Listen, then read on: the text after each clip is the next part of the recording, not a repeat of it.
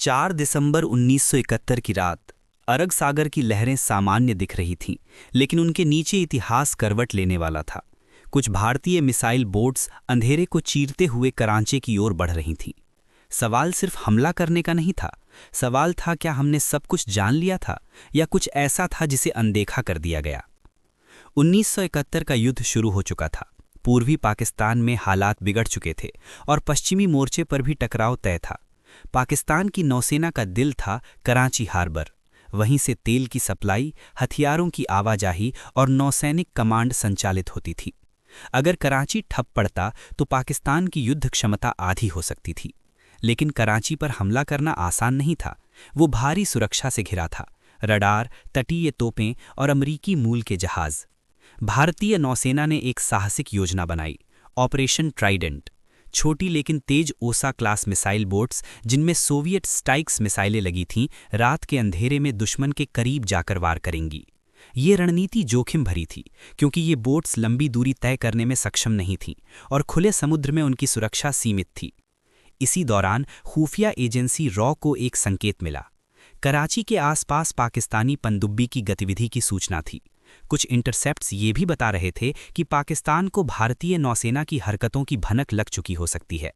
अगर ये सच था तो अरब सागर में भारतीय जहाज घात में फंस सकते थे। एक गलत आकलन और पूरा स्क्वाड्रन समुद्र की गहराइयों में समा सकता था।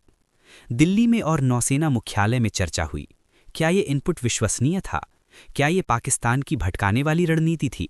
समय कम था। 3 दिसंबर को पाकिस्तान ने पश्चिमी मोर्चे पर हवाई हमले कर दिए थे। जवाब देना जरूरी था, तेज और निर्णायक। एडमिरल एसएम ननबा के नेतृत्व में नौसेना ने फैसला किया कि ऑपरेशन टाला नहीं जाएगा। रणनीति बदली गई। मिसाइल बोट्स को बड़े जहाज़ों की आड़ में आगे बढ़ाया गया, रेडियो साइलेंस रखा गया और रास्ता सावधानी से चुना गया। लेकिन वो खुफिया चेतावनी अब भी हवा में तैर रही थी। क्या वाकई कराची के पास दुश्मन घात लगाए बैठा था? 4 दिसंबर की रात भारतीय जहाज कराची तट के करीब पहुंचे। रडार पर हलचल दिखी, पहचान की गई। पाकिस्तानी विध्वंसक पीएमएस खैबर। आदेश मिला, फायर। स्ट्राइक्स मिसाइल ने अंधेरे को चीरते हुए लक्ष्य साधा। कुछ ही मिनटों में खैबर जल रहा था। फिर पीएनएस मुहाफिज भी निशाना बना। कराची के तेल टैंकों में आग भड़क उठी। आसमान लाल हो गया। लेकिन हर वार के साथ खतरा बढ़ रहा था। क्या पाकिस्तानी पनडुब्बी अब हमला करेगी? क्या एयरफोर्स जवाबी हमला करेगी?